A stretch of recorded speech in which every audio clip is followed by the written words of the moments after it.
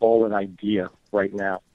So this is something that we're definitely going to look into to not only basically give something back to the membership, but I think it's really going to benefit like the individual members of the association. I mean, this is, we definitely need something on the East Coast, like a really big, like the Mazer Cup, as great as it is, being like 2/3 of the way, all the way west as you could go.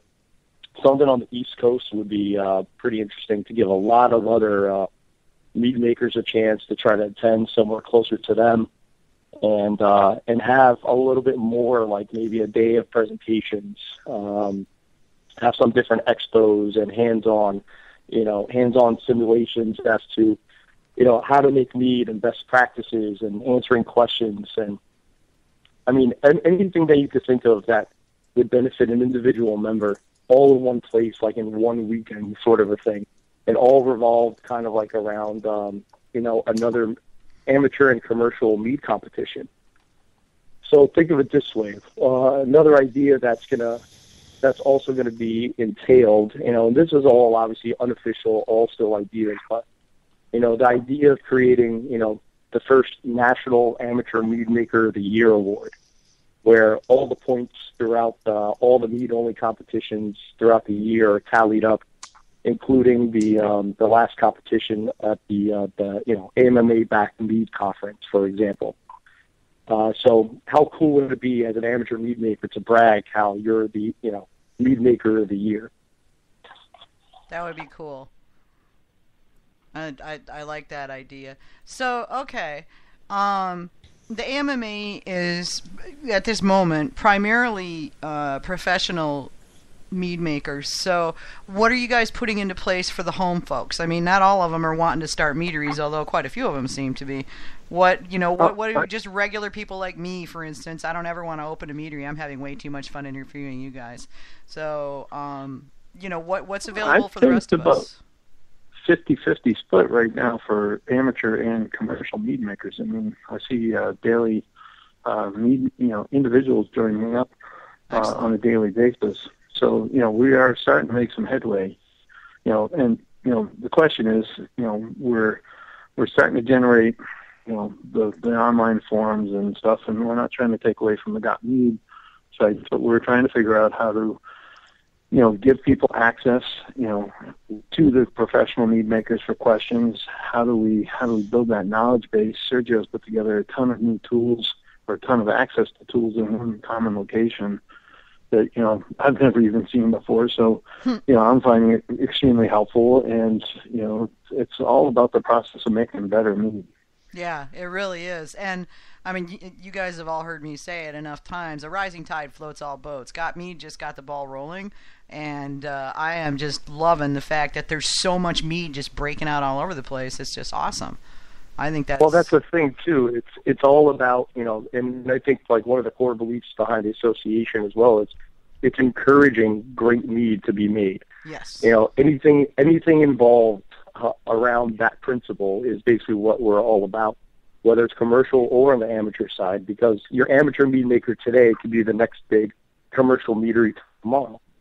So the more that we offer, not just in, like a forum on a website or, different resources on a website, but basically different ideas to really get, home mead makers really honing in their craft, to make better mead, try to get to the next level or not, but even having some goals for them to set themselves, even if they're not looking to go commercial. But anything to encourage great mead making is going to be beneficial to everybody all across the board. Yeah, I agree, definitely. So, all right, what about meaderies and planning? And you got the guys that are sort of in that gray area. They're not home, and yet they're not quite meaderies. What's the plan for them?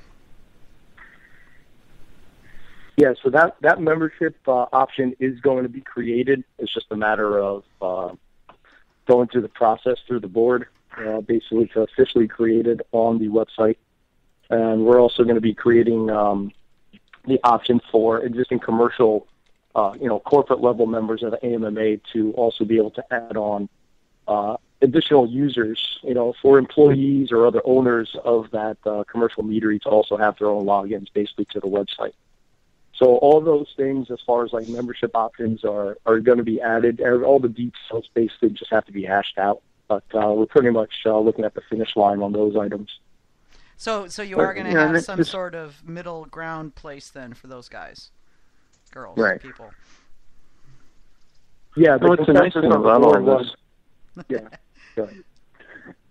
So the nice thing about all this, Vicky, sorry, Sergio, was that, it's incremental. We're not like holding back, waiting to try to get this all perfect. We're a grassroots organization building and working, essentially changing the tires as we're driving down the highway. So, it's, a little lumpy and bumpy at times, but we're at least making progress. We're taking feedback from the organization. We're making this all happen. I think the coolest thing too, after the AMMA meeting at the Mazer Cup, how many people stepped forward? How many members stepped forward that are not involved on the board of directors or in a subcommittee or anything like that? How many people stepped forward, more than willing to step in and help the organization as well? I thought that was pretty encouraging to see that much more support.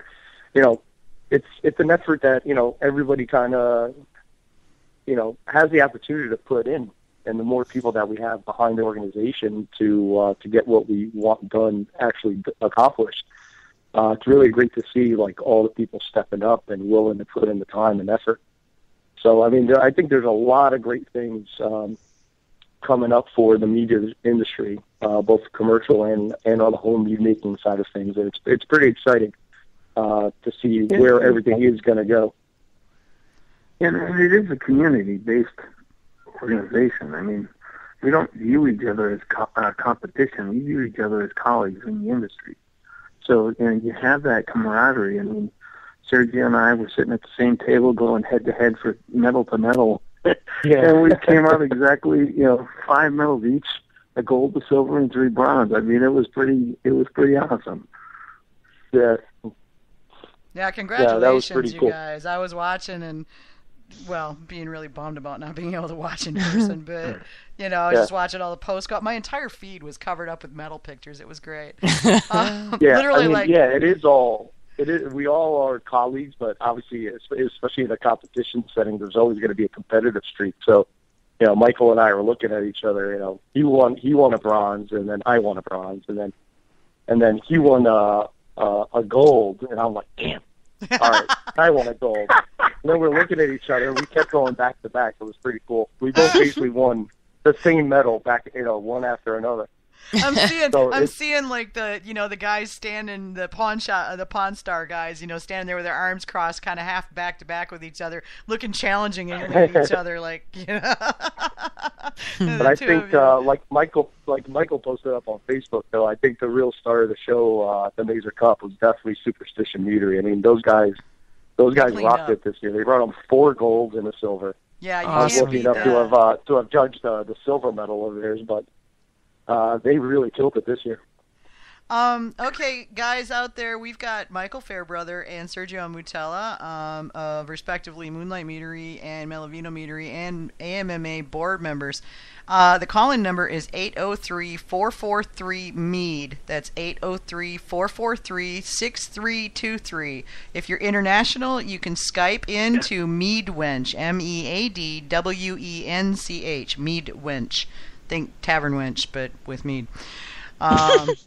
So the lines are open if you have questions about the AMMA and anything that you have an interest in, give us a holler. We're here and awaiting your call. And so, how'd the meeting go? It looked like from my perspective through the camera lens, it looked like it was doing okay. And you guys had a little bit too much fun with the feed. I'm sorry about that. I know how those things go. Well, they went like that for us today. So. Oh yeah, that whole live stream was total last minute too. Yeah. Well, it was, and considering it was total last minute, I thought you pulled it off rather well. Well, it was great when I was sitting there at the table while others were speaking, and I'm on the video live stream myself on my laptop at the table. and then I see a commercial pop up. I thought that was hilarious. It was so funny because I know you were sitting there going, Vicky, shut up, because I was texting you like every 10 Oh, seconds.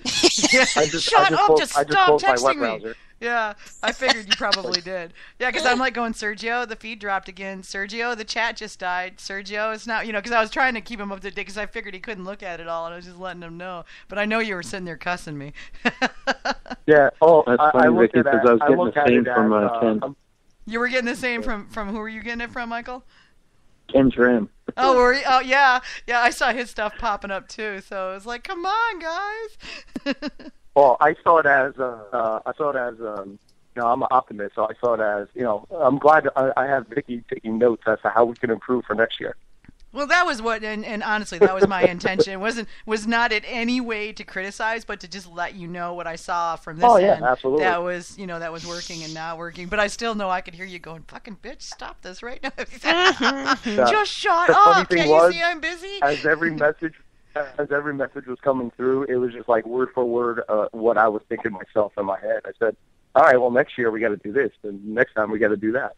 So, it was the first time, but we definitely wanted to try to, give a chance for any of the members that weren't able to make it out to Colorado to have a chance to actually at least participate, witness or participate through the live chat too, and so I will personally guarantee next year is going to be 200 times better. It's going to be pretty seamless next year, where we actually have time to prep for it and test certain things before we even give it a try. Well, and yeah, I mean that's really, I start to get heart palpitations about 2 hours before the show every week because I'm thinking what's going to break this week. So it's how is it going to make us look stupid this week? Yeah, exactly. So and I mean there's so many things that can work and not work and so forth and so on, but look, we've kept you guys a good while. You are welcome to stick around. We want to get Pete in here to talk about the other part of last weekend, which was the Mazer Cup itself. And you're welcome to hang about, and we can talk mead and Mazer Cup and all sorts of fun things. So up to you. But thank you so much for coming on. And giving people a little bit bigger picture, because the website's good, but I think it really helps people to hear it kind of from the horse's mouth, so to speak, what you guys are up to. Well, what we are up to, since I'm part of this game, and apparently I'm stuck in this particular position for another year, if I heard Michael right on the feed. Yeah, well, the elections procedure will start October 1st, nominating. I'm happy to be elected again for another 2-year period if the organization wants me to be there. But, I'm happy to go back to running my company too, or be an ex officio on the board. So, I am all about the transparency and being able to let this organization grow. We've got a really good foundation underneath us at this point, and we're just trying to make sure we keep moving in the right direction. Well, I think there's a lot of good people that are stepping up, like Sergio was saying, that are getting into it and will want to take and contribute. So I'm hoping to see a lot more of that happening as we go through the year, and you guys are doing more stuff, and they see, what can happen. Excellent. Well, Vicky, I'm going to drop off because I haven't been home for a day and almost feels like 2 weeks. I know, yeah, so, and thank you for coming in so tight on the end of the Mazer Cup. I know everybody's whipped. I know what I feel like after the Mazer Cup. It's like being dragged through a knothole backwards. So a lot of fun. The other great news is that the organization, we've got volunteers that really help pull together this mead branding thing. So you might see that I've been starting to post. Drink mead, and the some sell sheets and stuff that we're really starting to help and brand. And we've got pretty major magazines starting to interview us and talk to us about it. And the industry survey, 3rd annual industry survey, is in progress at this point. So really good stats for anybody that might be a home mead maker looking to go pro, and seeing how some of us are starting to do and how we're growing our businesses. Yeah, I like that, and I would like to be the first person notified when the T-shirts come out because I thought that was a way cool.